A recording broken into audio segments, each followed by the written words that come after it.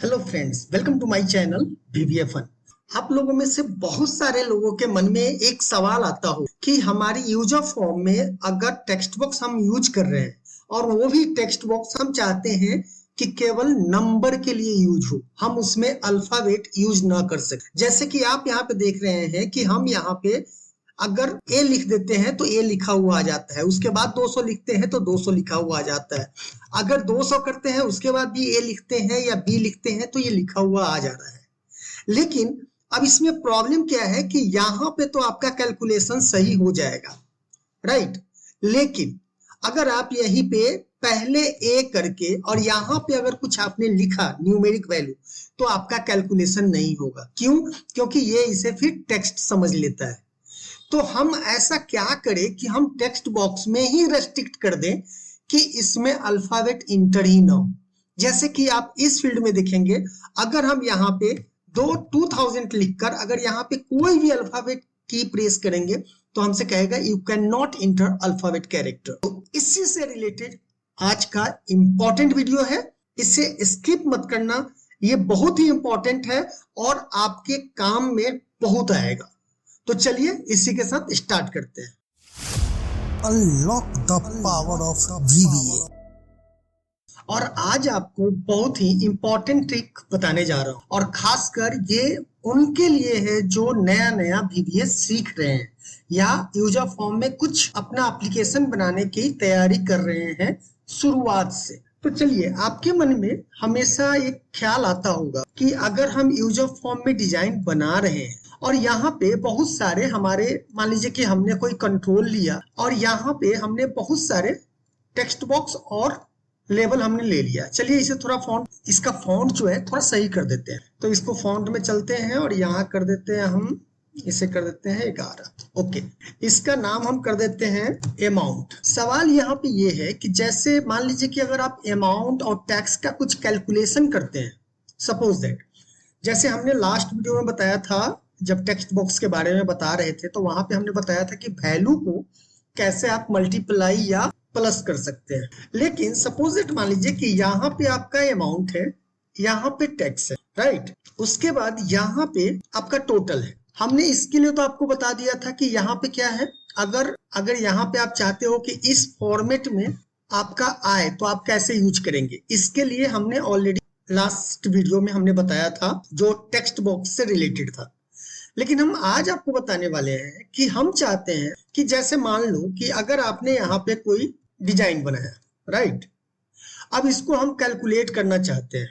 Okay, अब यहाँ पे मान लीजिए हम कर देते हैं कि इसमें से जब निकले तो ये कैलकुलेशन हम सिंपल डाल देते हैं। Me dot text box 3 equal to me dot text box 1 plus me dot text box 2 कर देते हैं, राइट। और इसको हम वैल्यू में कन्वर्ट कर देते हैं जिससे कि प्रॉब्लम क्रिएट ना हो।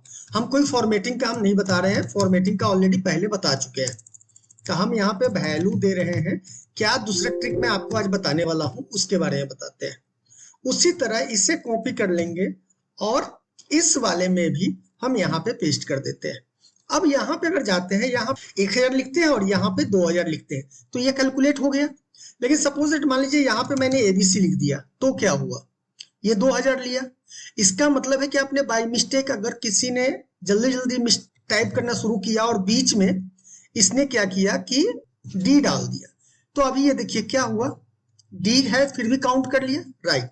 लेकिन सपोज मान लीजिए पहले कुछ अल्फाबेट आपने डाल दिया, उसके बाद आपने नंबर डाला तो क्या हुआ, ये टोटल कैलकुलेट नहीं हुआ और आप इसे सेव कर देंगे। तो हम आज जो बताने वाले हैं वो बताने वाले हैं कि हम अपने टेक्स्ट बॉक्स में केवल न्यूमेरिक फील्ड कैसे ऐड करेंगे। हम यहाँ पे जैसे ही कुछ अल्फाबेट डालेंगे ये हमें वार्निंग देगा कि आप गलत इनपुट कर रहे हो, यहाँ पे आप अल्फाबेट नहीं डाल सकते हो। तो वो कैसे करेंगे, तो चलिए हम आपको बताते हैं।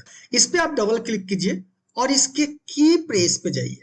की प्रेस पे, की डाउन पे नहीं, की प्रेस पे जाएंगे तो यहाँ पे कह रहा है बाय वैल की SCCI as MS form dot return integer, right. अब यहाँ पे हमें बताना है कि कौन सा की प्रेस करे तो काम करे और कौन सा की प्रेस करे तो काम ना करे। तो ये हमें क्या करना है, यहाँ पे देना है बेसिकली कि 0 से लेके 9 तक अगर कुछ एंट्री होता है, 0 to 9 तक, तब तो इसको क्या करें, अलाउ कर दे।